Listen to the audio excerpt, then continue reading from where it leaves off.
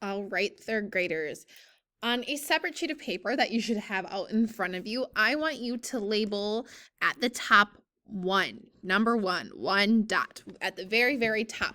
So when you write this, don't take up the whole page, make it nice and neat. Okay, put a 1 at the top. It says you divide 25 rulers equally among 5 groups. How many rulers does each group get? Well, you divide 25 rulers equally. That means we have 25 total, and we're going to put them into smaller groups. 25 into how many groups? Among 5 groups. So you can even draw 5 groups right now, and how many would go into 25? Well, I see 5 groups. I already know I can count by 5s. So how many rulers does each group get? Put me on pause right now. Draw your pictures and your answers draw your pictures if you need to, write your answer, and then unpause me and we'll continue working together. Okay, if you are back, that means you have your answer and your pictures right now if you needed to. Well, let's see if I have 5 groups, 5, 10, 15, 20, 25, right? 1, 2, 3, 4, 5. That means I would have 5 in 5 groups, and you should have rulers. If you just have 5 down right now, please write the label, the unit, rulers. Now what I want you to do on your paper is 1 should be at the top with 5 rulers in your picture if you had it. Draw a line under your answer, because we're going to write some more. Draw a line under your answer and listen to my directions.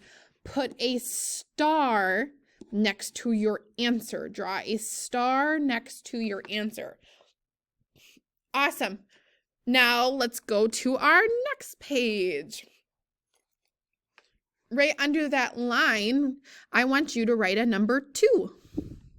Write a number 2, write 2 dot and then give yourself some room. It says you use 100 paper clips to make chains with 10 paper clips in each. How many chains do you have?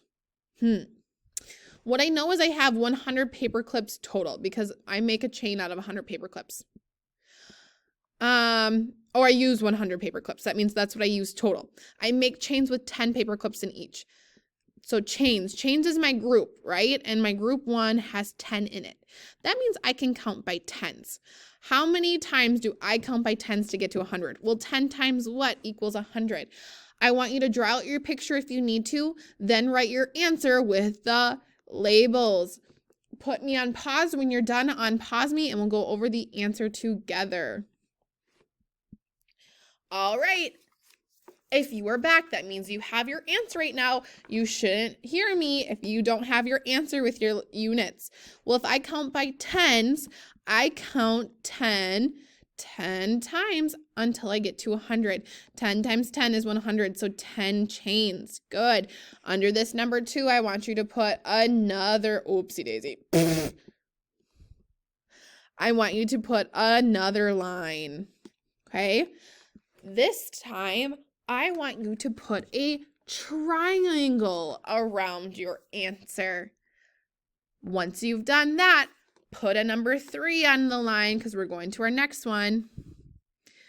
Our last one, number 3, period. It says you have 50 marbles and put 5 in each bag.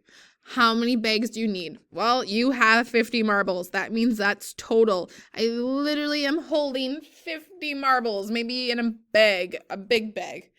Then I put 5 in each bag. So I have small bags and I put 5 in each. 50 marbles total, I put 5 in each. That means I can count by 5s until I get to 50. How many bags would I need? Right? 1 bag has 5 in each. Right now, I want you to draw your pictures if you need to and write your answer with the unit, the label. Put me on pause until you have this answer and then unpause me. All right, if you are back, you have your answers written. You should not listen to me give you the answers. You should have the answers. If I count by 5s, well, actually, I know that 5 times 10 gets me 50. So I'd have 10 bags. 5 times 10 is 50. This is your very last one. What I want you to do now is put a smiley face right underneath your answer. Okay, when you have completed this video, I want you to take a picture, take a picture of your work and send it as your response on Seesaw. So send it back to me so I see that activity and I see your work on your paper. And then after you have finished, I will give you more instructions. Okay, send me a picture.